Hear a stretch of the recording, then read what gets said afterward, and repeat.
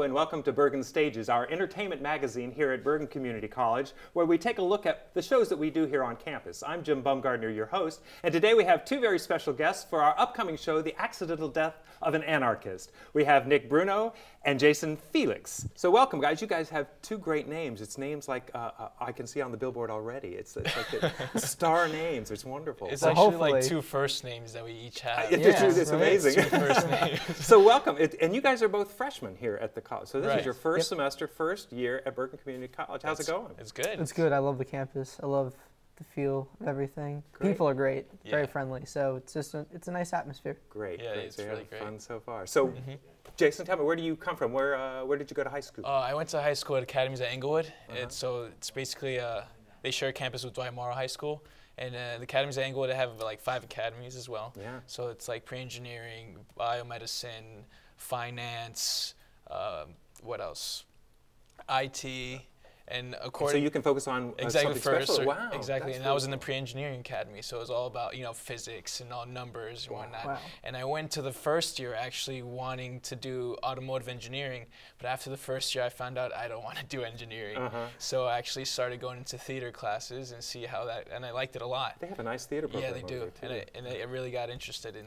From there on, just about theater. Cool. So what shows did you do over? I've been in Guys and Dolls. I've been in Damn Yankees. I was Joe. Oh, Joe good. Hardy. Wow. Yeah. Wow. And those Young are my Joe or old Joe? Young Joe. Young Joe. Yeah. Nice. It was really good. It was great really fun. role too. So you sing and dance as well? Yes. Oh, I was actually a Latin dance choreographer for my Latin dance club. Oh my gosh, that's great. What a talent. Yeah. Are you involved with the dance club here on campus? No, I'm not. Oh, you got so much to go on Exactly. with these shows. So, so Nick, we met last semester. You came toured the campus, and here you are, your freshman year, here. And having a great role in a show coming up. So tell us where you came from. I went to Parkridge High School. It was a public school, and since Parkridge is a very small town, we have the middle school and high school combined, and there's still like only 500 kids. So it's a nice atmosphere. I did theater since I was in 7th grade. Wow. And then I student directed the middle school plays, which was a really good experience. You got to see like the different side of it behind What the a stage. director goes through. Well, yeah, pulling out my hair. But, I really enjoyed that, and then I did some musicals and plays for the high school, like Curtains, Bat Boy, and I think those two were my favorite. We did Seussical, the musical, which was great too, and that's pretty much So what you're I a did. song and dance man as well. Song, dance. Great. Yeah, what great shows. Strange. I mean, Seussical's a great show. Curtains, not done a lot, and Bad Boy certainly is not done often. No, And yeah. you played Bad Boy, didn't you? I played Dr. Parker. Oh, Dr. Yeah. Parker. Great, Yes, great so it's a little role. crazy. Oh, but definitely. Yeah. You're into these crazy roles. I think it's like I'm being typecasted or something. We'll get to that, I think, a little bit more in the, as we go along here. Okay. But here you are at the college, and so are you both theater majors? Is that what you're Yes, thinking I'm about? theater acting. Becoming? Theater Yep, acting major? theater acting as well, major? yeah. Great. And so what does a freshman have to do here on campus to be a theater major? What courses are you having to Well, find out? basically, you just have to take, to graduate with an associate's degree, you have to take 4 main classes. I think is stage crafting, basic acting technique, what's also makeup or stage Intro to combat, theater. Intro to theater also. Theater. So right now in this semester, we're both taking a basic acting technique. Oh, sweet. So that's pretty much the only class we have to take, which is on Wednesdays. It's like a 3 to 4 hour class. Wow. So we're there most of the time. And- That's about it just for the theater acting part. So the rest is just like general or any other electives that you want to take. What's in a basic acting? What do you do in a... Well, basic given acting day? it sounds like 4 hours. Ooh, it's a very long class, but it's very entertaining. We do mostly improv. We work on how you would take a scene. We actually made a scene, a silent scene. kind of created your own... Yeah, there's different objectives. Also, the director of the play that we're in is also our teacher. Yeah. Which is great. Yeah. So, So that she can helps, find yeah. some stuff in Exactly. you that she can take to rehearsal. She actually had me go audition because of what I did in class. Yeah. That's great. Yeah. You were discovered. Yes, exactly. Point it out. Yeah.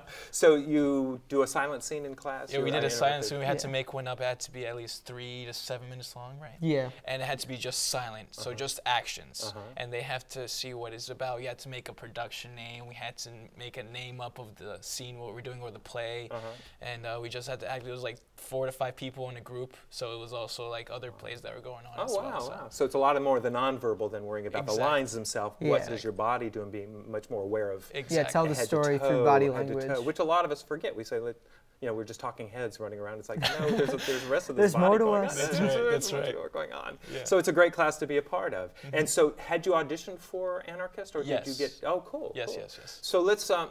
So here you are, your freshman year. You're taking basic acting classes. It just happens that the professor of your class is also the director of your show, which is kind of helps a lot. Which helps a lot because as freshmen, it's hard to get in the door because they don't know you. So you're not coming in as a completely unknown talent to this director, which I think is a plus on your side. And in this case, it really did help you guys a lot that she knew you.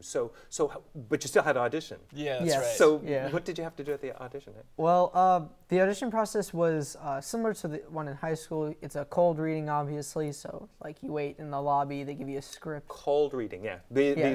For our audience, just explain really clearly what that is because they might not know what that means. Cold reading is basically you get the script literally minutes before, and then you just, or not even, they might just give you the script when you walk in, and then you just try to figure it out as you go along. So cold meaning you didn't get a chance to rehearse it. Yeah, exactly. no rehearsing. Yeah, you never got to warm it up a little bit. That's so whatever your it's cold. Whatever your instincts are telling you to do, and that's a hard thing. But that's why you do basic acting class. That's right. So very nerve-wracking. Very. It can be, can't it? Yeah. So you both did this. Did you guys rehearse at the same time? Yes, we did. We did actually. We did Yep. probably 1 or twice. She had us read different parts to see what the feeling is for each character, what we had. So you didn't go in saying I want to play this part. You just were an open slate. She gave us roles. She said maybe I want you to do Maniac and then you can be Bertotto and then stuff like that. We switched swap it around. Yeah, exactly. Wow. And how long was this process? How long did you stay well, there? the rehearsals, not rehearsals, the auditions were from, I think, 4:30 to 8. Right. Yeah, that sounds right. Yeah. And you stayed there the whole time? I stayed there most of the time because, like I said, I was a freshman, wanted to get my foot in the door, familiar face. Yeah. So I stayed there for most of the time, and I got a couple readings, but it was mostly just staying in the lobby with everyone else who's reading, and it's just, you get to focus because everybody else, you want to listen to everybody else's form of the character, but you have to just have to focus. But what a great opportunity, because then you got to meet other actors here, because this happened very quickly. We had come back to campus, and I think it was the next week we had auditions. So you know, it's like, I'm freshman, I'm taking this class, and now I'm auditioning for a show. Right. So you got to meet some people in the lobby while you were waiting. Yes, I did. Too. I actually met Dino.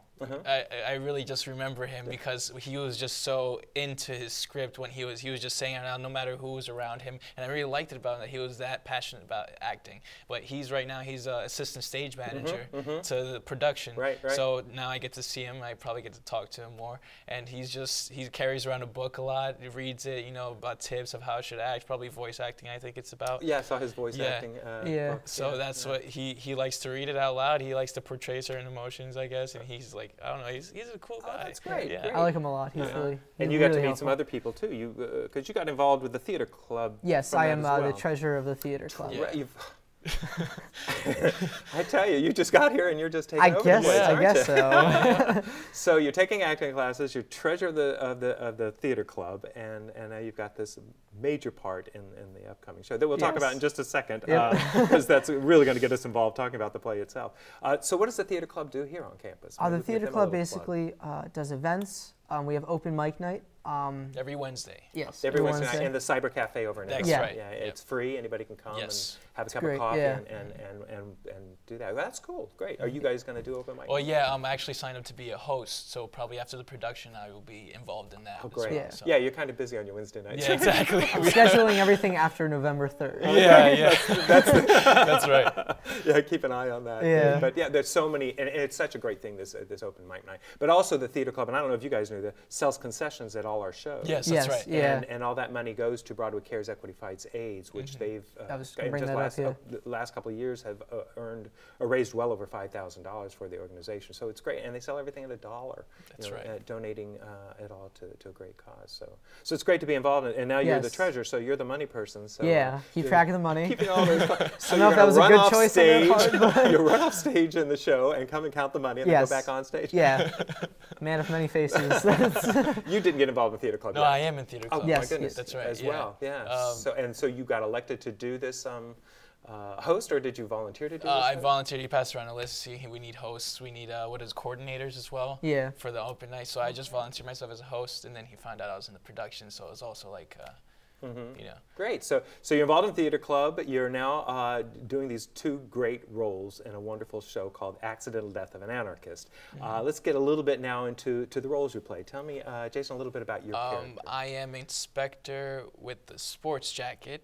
It's funny, they don't have names. I think what his name was. I know his last name is Pisani, and that's all I know. Because basically, just wonderful in the script, Italian name. It takes place in Milan, Italy. Yeah, Pisani. You know? Pisani. So all it says in the script is Inspector with Sports Jacket. It doesn't say his last name, so I guess that's not relevant to the case. So that's actually something that we don't really look into because he's not about the inspector itself. It's more about what happened, you know, in the play. Good, good. And is he a zany character? Or is He's more like a gangster, you can say. Oh, wow. So that's what Mary would like to say, like, be more gangster with it. So I'm like, okay. So, I mean, it actually helped that I am from Inglewood, so I know kind of. I know kind of. Well, I was going to say you did Guys and Dolls. That's so right. You understand the Guys and Dolls gangster, you Yes. know, shooting craps and all That's that kind right. of stuff. So that's funny. Good. And Nick, you're playing the Maniac, which is some scripts call it the Madman, because this is a translation from Dario Fo's Italian into English. Yes. And so you're playing the Maniac. And who is this guy? Well, I don't even know his real name because he just goes through so many names throughout this the play. But I do play the Maniac. It's a very larger-than-life character. He really, I just feel really bad that, like, what I do to poor Sports Jacket over here. It's just everyone. No one's safe on stage when the Maniac's on stage. Yeah. In the room. Yeah. But I love him. He does crazy things. And I like how the play is also relevant. Like, what he does is it pokes fun at issues that most people like kind of back off on, and I think that's kind of cool. Like, he doesn't push it too much, but it's still kind of risky kind of thing. So cool. yeah, I like that about him. Cool. Oh, wow. Wow. So he's not really too crazy. I mean, he's obviously got enough smarts. He's a smart maniac. Yeah, he's actually been in the Nut House. Like 16 times. 16 times. Yeah, so they keep locking him up, but he's still smart enough to know what he's doing. That's right. Yeah, because he manipulates the situation, which we'll get back talk a little bit more in a second. And so you guys work with each other on stage in your scenes. That's right. Obviously. Yes. A lot of interaction between the characters. And it's fun. Yeah, it yes, is. It's very a blast. A lot of physical comedy, and because this is called a political satirical farce, so that means you're doing all sorts of crazy, zany things all over the stage. It's set where? In Milan. In Milan, yeah, Italy. police station in Milan. In a police station. In a police station. Yeah. Great. So we'll get back from our break and we'll talk a little bit more about the plot. And I know we have a special cutaway. Alex Rivera went and interviewed Mary Clifford. Oh, right. Talk a little bit about the play, and then we'll get back to get your impression on what you thought that was. So you're having fun. That's the best part. Yeah. Yes. And the show is opening in just a few weeks, so you've got a little bit more work to do before that happens. But 25 days. That's 20. That's right. Counting down. We'll keep counting back. But, so let's get back from the break, and we will talk more specifically about what's happening in the show and where you go from here in the rehearsal process. So come back from the break, and we'll tell you more about Accidental Death of an Anarchist. Any questions? What kind of service plan does this come with? Unlimited. Can I keep my same phone number? Does it have a camera? What's the warranty? Can I put my party shuffle on this? Any questions? No. For the 10 questions everyone should know, go to ahrq.gov.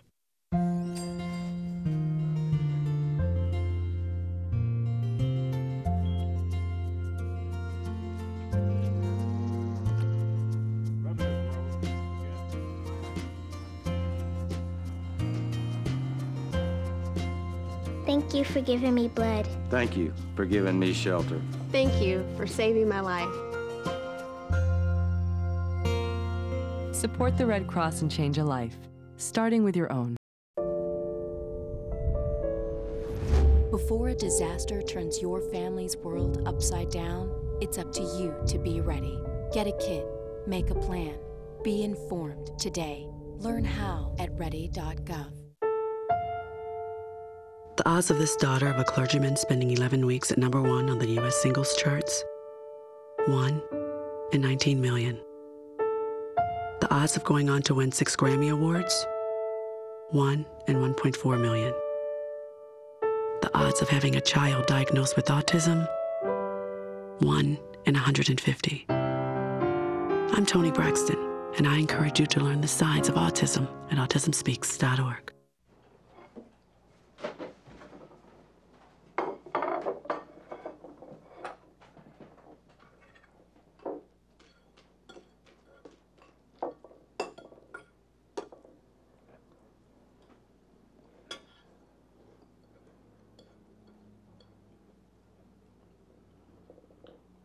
Another missed opportunity to talk about drugs. Don't miss your chance. We can help you be ready. Visit our website at drugfree.org.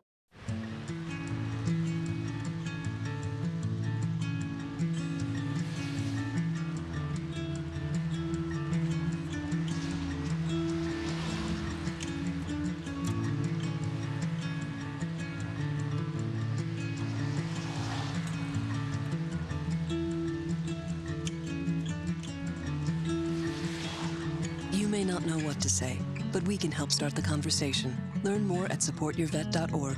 Hi, and welcome back to Bergen Stages. I'm Jim Bumgardner, your host, and today, as we've been talking to 2 wonderful guests that are part of the new show coming up at Bergen Stages called Accidental Death of an Anarchist. We have Nick Bruno, Jason Felix. Welcome back, guys.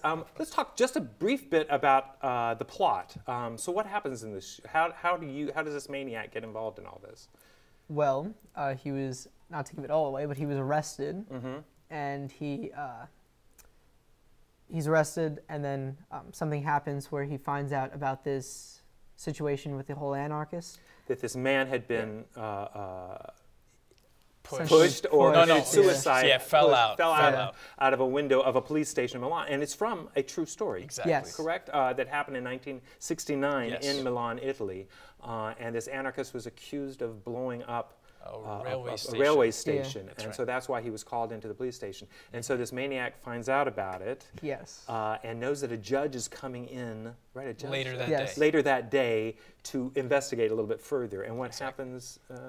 So he finds out that there is a judge coming, right?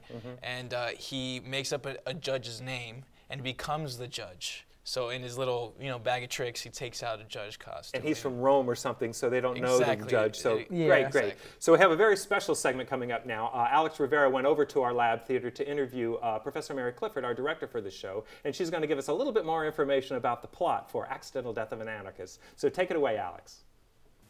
Hi, Jim. This is Alexander Rivera coming to you from the Ender Hall Lab Theater here on campus at Bergen Community College, where we have been fortunate enough to spend an afternoon with Mary Clifford, director and professor here at Bergen Stages of Accidental Death of an Anarchist. Hi, Mary. How are you? Hi, how are you? I'm good. Mary, Jim has been talking a little bit about the plot of the show. Could you please elaborate for us? Well, even though when I tell you the plot, which is based upon a true story, you're going to go, is this a drama? It isn't a drama. It's a farce. Okay. It's a comedy, but with an edge. And it is based upon an actual event in which a person who was accused in Italy in 1969 of planning a bomb in a bank was pushed out of, or apparently pushed, or possibly committed suicide in a police station. Okay. Although we learn, historically, that even though he was a leftist, he may or may not have been an anarchist. Now, a leftist, an extremist? Yeah, an extremist, a person who, in many ways, believes that government, has too much control in our lives, particularly an anarchist. Oh, okay. And the major character of this particular play is the maniac who comes to the police station and turns things upside down. Upside down, quite literally. Literally upside down. Now I know you. There's a lot of physical comedy in this show. Oh, yeah. Right? Yes. To put it mildly. Okay. Yeah. In fact, the actors even have to wear protective kneecaps and elbow pads and other things to keep them safe. During rehearsals? Yeah, well, even right. during the show, because they are literally all over the stage. Wow. And on the ledge. And, yeah, I don't want to give too much away, but we laugh a lot in rehearsal.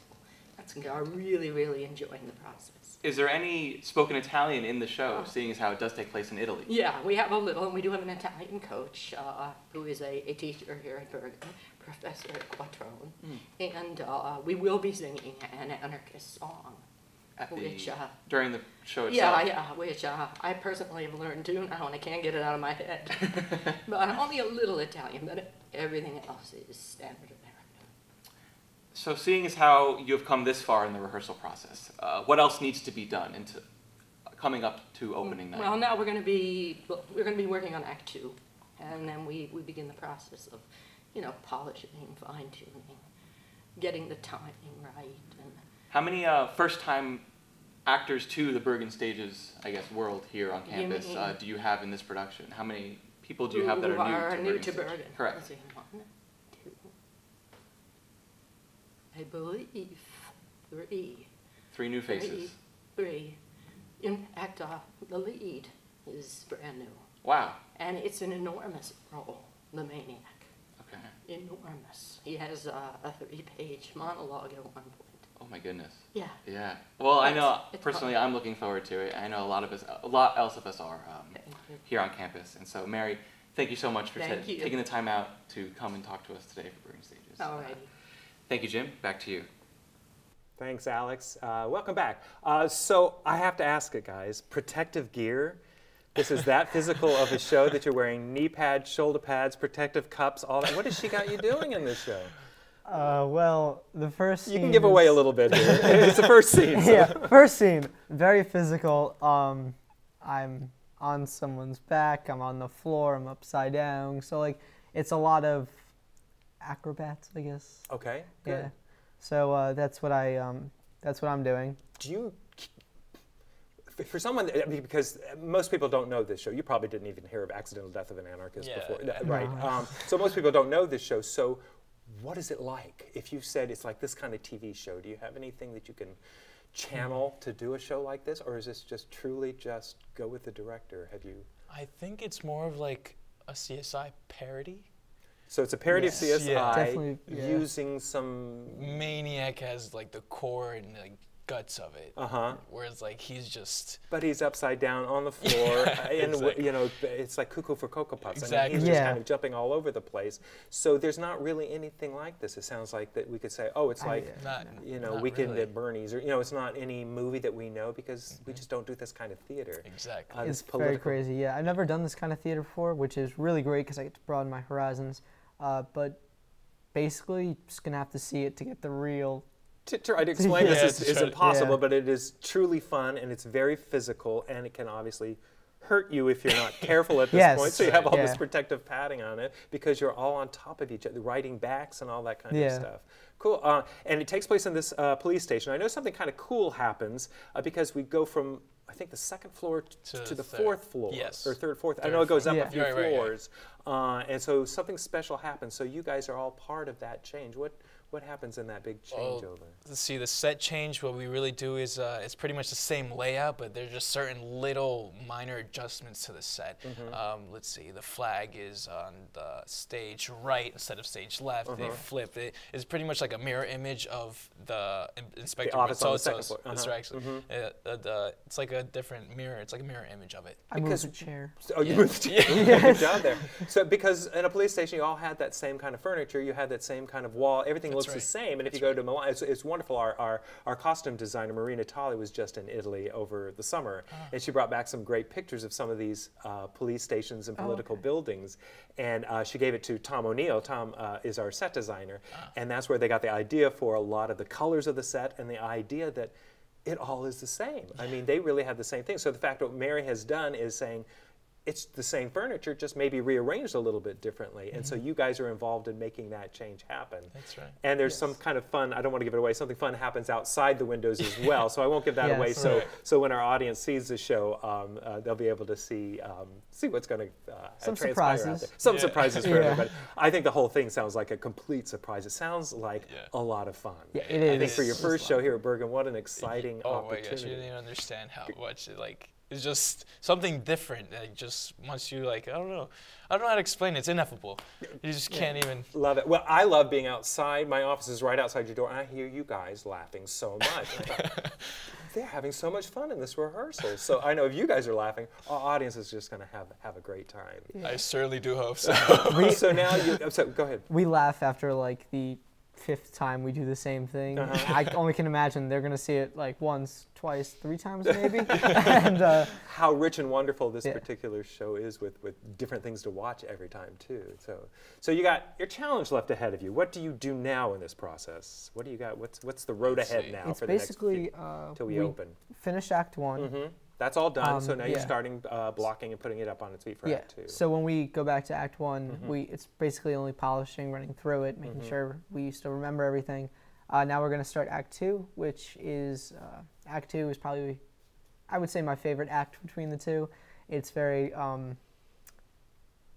hectic.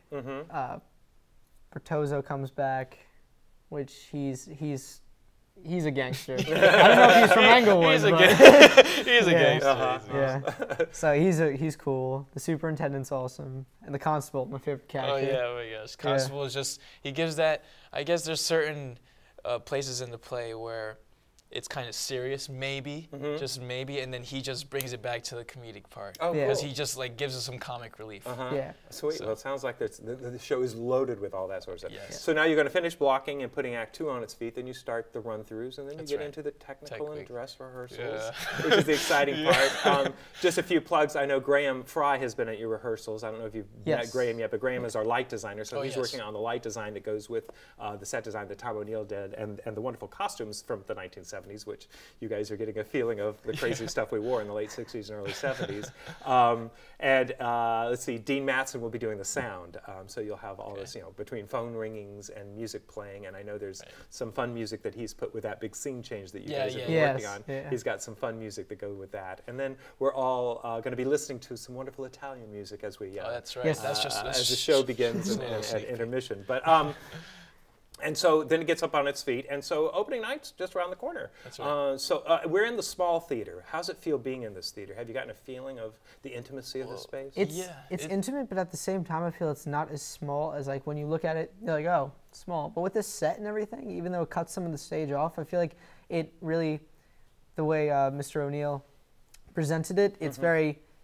It channels the audience attention towards us, but it doesn't make them feel like they're trapped in a little box. On top of it, yeah. It's more like it has a regular stage feel to it, just a smaller room. So I mean, it's really great. And it's a typical black box theater, which is wonderful.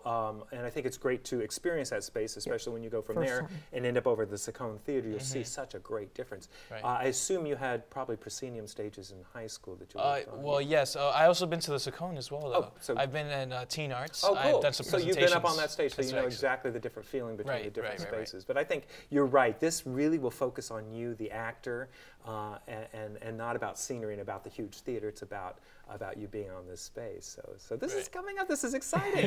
Got the family all coming. And, that's right. That's right. Good. Well, it is a small theater. It only seats 96 people, so it does sell out, which is great for you guys to know. And hopefully we won't have a blizzard. Last year during this time we had a blizzard that we had to, a mousetrap. We had to, the Halloween blizzard that we had to cancel a couple of shows. So hopefully that will not happen.